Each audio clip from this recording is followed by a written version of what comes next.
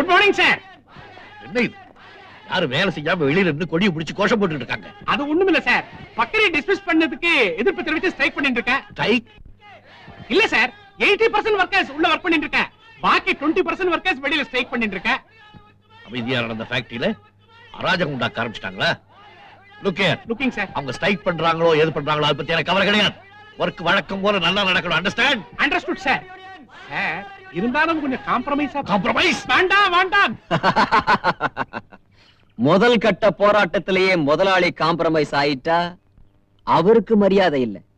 எடுத்த எடுப்பிலேயே நாம ஜெயிச்சிட்டா நமக்கு மதிப்பு இல்ல. அதனால நம்மளுடைய அடுத்த கட்ட போராட்டம் உண்ணாவிரதம் தான். உங்க கூட சேர்ந்ததுல இருந்து நாங்க உண்ணாவிரதம் தானே இருக்கிறோம். வீட்டுல இருந்து பிரயோஜனம் இல்ல, பப்ளிக்கா இருந்தாதான் எஃபெக்ட். ஆனா அத யார் இருக்கிறது? ஏனுங்க தலைவர, கார்ல் மார்க்ஸ் இருக்க சொல்றது? அறிவு கட்ட முண்டாம். அவர் லண்டன்ல இருக்காரு, இங்க எப்படி வர முடியும்? நான் சொல்றத கொஞ்சம் யோசனை பண்ணுங்கப்பா.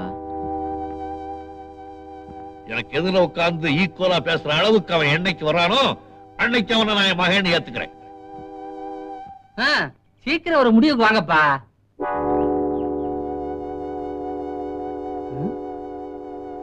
நான் இருக்கேன். Very good.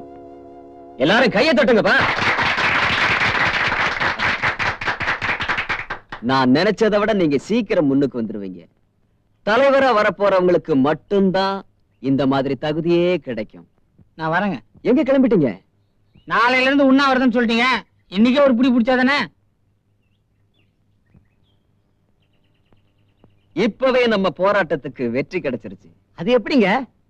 அப்பாவை எதிர்த்து பிள்ளையே உண்ணாவிரதம் இருந்தா வெற்றி நமக்குத்தானே.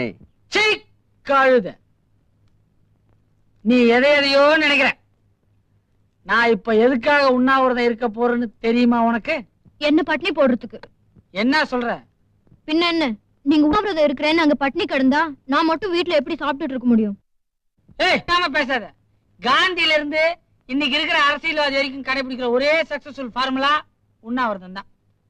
எங்க அப்பா கோவக்காரன் உனக்கு தெரியும். என் மேல உள்ளுக்குள்ள எவ்வளவு பாசம் வச்சுக்கிறாருன்னு தெரியுமா? நான் தும்பனாவே அவர் தூங்கவே மாட்டாருடி. நான் பட்னியாக இருந்தா அவர் சும்மா இருப்பாரு? நாளைக்கு காலையில ஃபேக்டரி வாசல்ல நான் உண்ணாவிரதம் இருப்பேன். எங்க அப்பா சர்ன்னு கார்ல வருவார்.